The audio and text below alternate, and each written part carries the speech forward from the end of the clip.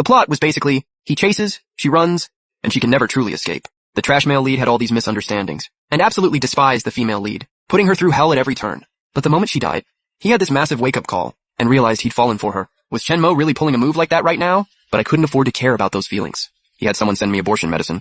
Literally tried to kill the babies inside me. Even if he had a tiny bit of regret after my fake death, it wasn't enough to move me. Because at the end of the day, I'm a pretty unhinged girl who likes dishing it out, not taking it. Shenmue held me tight and kissed me long and deep. When he saw there was no sign of me waking up, his whole body started to tremble uncontrollably, but he still held me tight. Like he wanted to stay like that until the end of time. News of my death spread through the manor fast, and people kept coming to urge Shenmue to bury me. Even the Emperor and Empress showed up, begging him to let go of my body. But nobody could get through to him. He just kept holding me and talking to me. On and on. I never would have thought that this man who normally said so little could run his mouth this much, giving me a headache just listening. And to make things worse, my fake death was almost at 12 hours. I was about to come back to life. It was the dead of night, and Shenmue was a total wreck, so out of it he could barely stay upright. And that's exactly when I came back to life. Luckily, Shenmue was so out of it mentally that he didn't notice anything off about me. I quietly pulled out the knockout needle my brother had hidden in the fake death pill, and with everything I had, jabbed it into Shenmue's back. That one hit did the job. He collapsed onto the bed and didn't move an inch. I quickly unhooked the command token from his waist, grabbed the most low-key outfit I could find, changed into it, and walked out disguised as a maid. Shenmue didn't allow anyone to stand guard outside the chambers, which made it super easy for me to slip out. Everyone in the manor thought I was dead, so I walked out with my head down, and with Shenmue's command token in hand, even if I ran into guards on the way, there was no way they'd stop me. I walked out of the Crown Prince's manor without breaking a sweat. From that point on, the world was mine. I never had to worry about Shenmue forcing abortion medicine on me again. I didn't go back to Liangzhou City. Instead, I headed to a small town in Jiangnan. The scenery there was gorgeous, and I wanted to spend the rest of my life there. The night I left the capital, my little brother quietly slipped out of the city with me and shoved a huge stack of banknotes into my hands. This dashing, cool-headed young man was a complete snotty crying mess, begging to come with me to Jiangnan. I spent forever calming him down, and he finally agreed to wait until Dad was out of prison, and I'd gotten settled in Jiangnan before coming to find me. I suspected he'd converted half our family's savings into banknotes and handed them all to me. With that much money, even if I never spent a single coin, I couldn't burn through it in multiple lifetimes. But once I got to Jiangnan, I still went and opened a cosmetic shop. I was never much of a scholar. Reading classic text gave me a headache, but ever since I was little, I'd always been obsessed with rouge, balms, and face creams. The Shen family had a cosmetic shop too, and their best-selling rouge, balms, and face creams, all my recipes. Honestly, right after arriving in Jiangnan, I had a few free days. But the moment I had nothing to do, I'd think about Dad, Mom, and my brother. And then I'd think about Shenmue, about the spirit flower pond. He watered 20 times in one night, and every time I thought about Shenmue, I'd think about that bowl of abortion medicine he had sent to me. And then after my fake death, how he held my body and kissed me deeply. By the end of it, my chest ached. That's when I opened the cosmetic shop.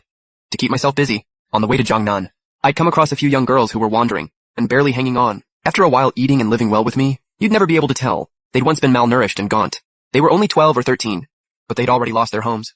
I had them stay at the shop, and learn how to make cosmetics with me. I genuinely had too much money, so I put some of it to use, and opened a school for girls in town. This world is already that much harder on women. I didn't have big world-saving ambitions, but as a woman who'd had a comfortable life, I always hoped other women could have it a little better too.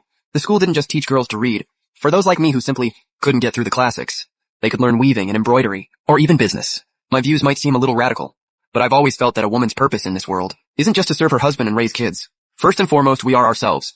Someone's daughter, someone's mother, someone's wife. My cosmetic shop kept growing, and in just half a year, it became a go-to for countless women across Jiangnan. The girls' schools I opened kept growing too. People would ask how a cosmetic shop owner could run free schools without going broke. I'd just smile. I never explained that I was the daughter of Liangzhou City's richest man.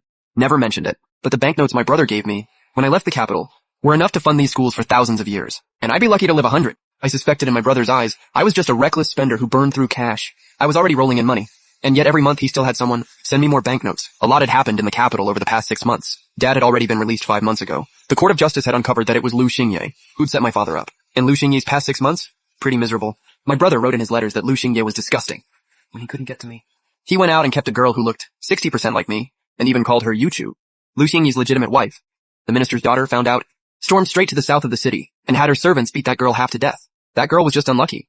She'd been taken by force by Lu Xingye, and was still carrying her late husband's child. That innocent baby was beaten out of existence by the people the minister's daughter brought.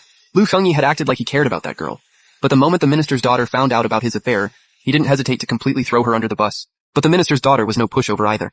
She made his life absolute hell. Then the Court of Justice exposed his framing of my father, and the Emperor, furious, had him thrown straight into prison. Apparently he'd been keeping several other girls in separate residences. The minister's daughter had once truly loved him, but after finding out everything he'd done, she was completely done with him. She even made sure he was taken care of in prison. My brother said he'd randomly felt like it, and wasted some coin visiting Lu Xingye in jail. The once strikingly handsome man was completely unrecognizable now. Broken leg, busted hand, Covered in wounds. Pretty rough, honestly. After reading my brother's letter, all I had to say to Lu Xingyi was, you deserved it. He'd come from nothing. Worked his way up to the top.